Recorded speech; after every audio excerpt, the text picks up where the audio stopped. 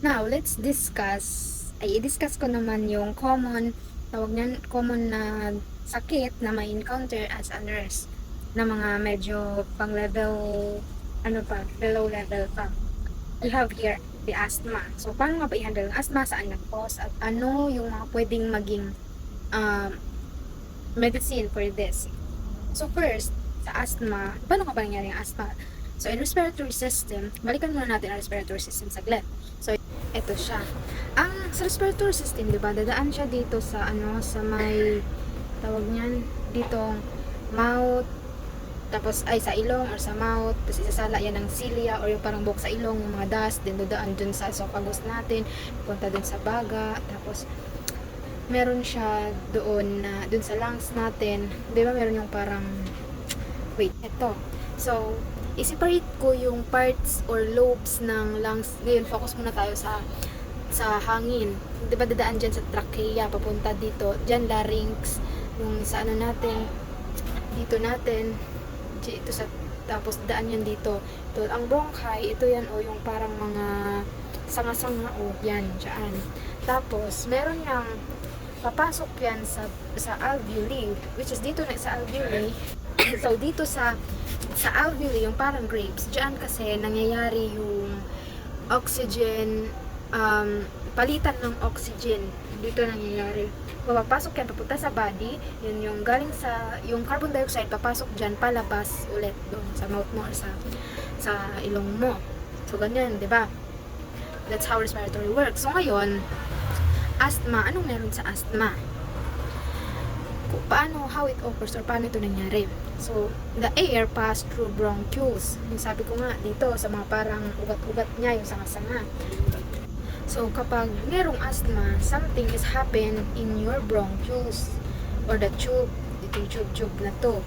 Kapag may nangyari dyan, may asthma na nangyayari. So, ano yung tatlo na yun? Tatlo lang siya na possible na mangyayari dyan sa bronchi mo, sa bronchioles mo. Tandaan ang 3S. 3S. First, swell or inflammation, yung pamamaga. Pamumula, paglalaki ng lining, ng tube, ng airway lining. It's either namumula, namamaga, itong tubes na to. And then, pangalawa is squeeze or bronchospasm, muscle tube getting tighter. Nagtatight siya or humihigpit siya. So, una, swell, pamamaga. Pangalawa, squeeze or yung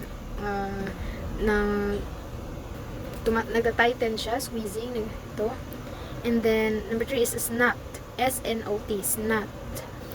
Mucus production dito, snot or mucus production, body makes phlegm na parang malapot. Kumbaga yung katawan mo is gumagawa ng mga malapot na plema. That's why naharangan nila yung airway or yung hangin, kaya nagkakaroon ng asthma. So, tatlo, 3S. Pag asthma, possible na may 3S na nangyayari sa bronchioles mo.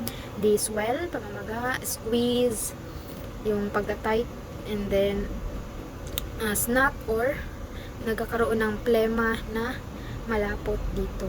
So, ano yung mga cause or nag-triggers dito?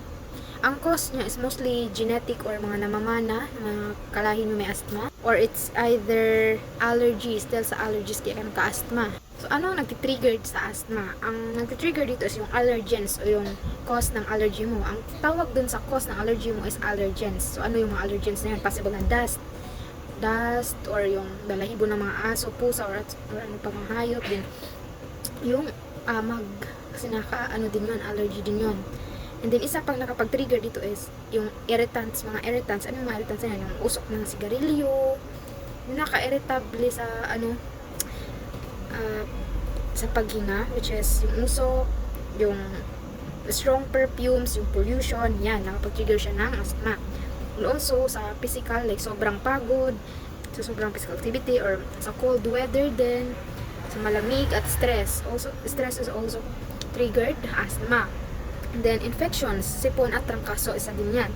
So, ang symptoms nito ay makikita yung pasyente mo na nagwi-wheezing or yung parang ganon, wheezing due to airway tightness. Then, dyspnea or heavy breathing. Itong dyspnea or heavy breathing, nahirapan siya huminga. Nakita ng pasyente mo, nahirapan huminga. And chest tightness, yung dito. Yung ganun. And then, coughing, yung ubo ng ubo. And then, anong core dito? Wala siyang permanent cure, pero meron siyang, ang goal lang dito is to control and prevent. Kasi it's highly manageable naman. So, ang pwede mo ibibigay sa kanila na gamot is relievers. Yung, pwede siyang rescue inhaler, bigyan mo siya ng inhaler, like salbutamol or albuterol, which is can loosen muscles. Nilulus niya lang yung muscles ng bronchioles mo para kadan yung hangin. Next is preventing. Yung siya ng maintenance. Ito naman is for long action or steroids. Kapag binigyan mo siya ng steroids inhaler, yan. For ano yan?